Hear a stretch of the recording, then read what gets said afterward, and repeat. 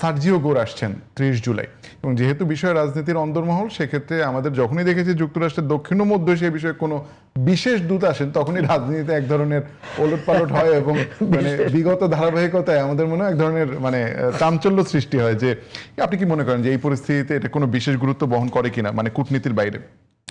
উনি তো এমনি উনি বেড়াইতে আসবেন না, আর বেড়াইতে আসলে কি দেখতে আসবেন? উনি কিন্তু একই সঙ্গে ভারতেরও রাষ্ট্রদূত, আর এর সঙ্গে অতিরিক্ত দায়িত্ব হলো এখানকার মধ্য এশিয়া বিষয়ক রাষ্ট্র। এই পোস্টে কিন্তু আগে ডোনাল্ড লু ছিলেন। এজন্যই বললাম যে নামগুলো খুব।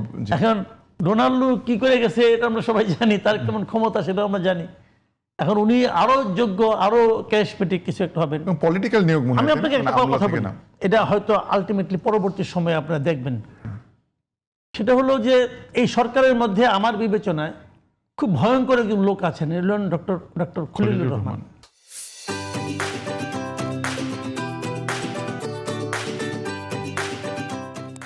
কতগুলো ঘটনা দেখেন। খলিলুর রহমান সাহেব প্রথম দায়িত্ব নেওয়ার পর প্রথম গেলেন ভারতে। 1 মিনিট আছে, জি। ভারতে, তারপর তারেক রহমান সাহেব গেলেন চীনে, এখন সার্জিও গোর আসতেছে বাংলাদেশে। এইগুলি কিন্তু একটা ইকুয়েশনের মধ্যে আছে। আমার মনে হয় শেষ পর্যন্ত তারেক রহমান সাহেব চীনে কেন গেলেন এটা নিয়ে ওনাকে জবাব দিয়ে হয়তো করতে হতে পারে।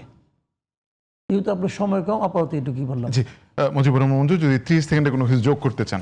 আমার যেটা মনে হয়েছে যে আমেরিকান যেই দূত আসছেন, এটা অবশ্যই আমেরিকান বাণিজ্য চুক্তির ইস্যু, এবং যেহেতু উনি ইয়াতেও যাবেন, ওই রোহিঙ্গা ক্যাম্পও যাবেন, তো এটা সিগনিফিক্যান্ট। আমি আপনাকে ছোট্ট একটা দিয়ে বলি যে বাংলাদেশ নিয়ে কিন্তু এখন পররাষ্ট্র ইস্যুটা খুবই ইম্পর্টেন্ট জায়গায় যাচ্ছে। ছোট্ট একটা বিষয় দেখবেন যে চাইনিজদের তৎপরতা, চাইনিজদের সাথে কমিউনিকেশন, চায়নাতে বেড়াতে যাওয়া, বিভিন্ন প্রতিনিধি দল পাঠানো, এগুলো অনেক বেড়েছে আগের চাইতে। ইভেন রিসেন্টলি আমরা দেখেছি যে পাকিস্তানের প্রধানমন্ত্রী বাংলাদেশের বহু ইম্পর্টেন্ট লোকদের কাছে গিফট পাঠিয়েছেন, আম পাঠিয়েছেন, উপহার পাঠিয়েছেন।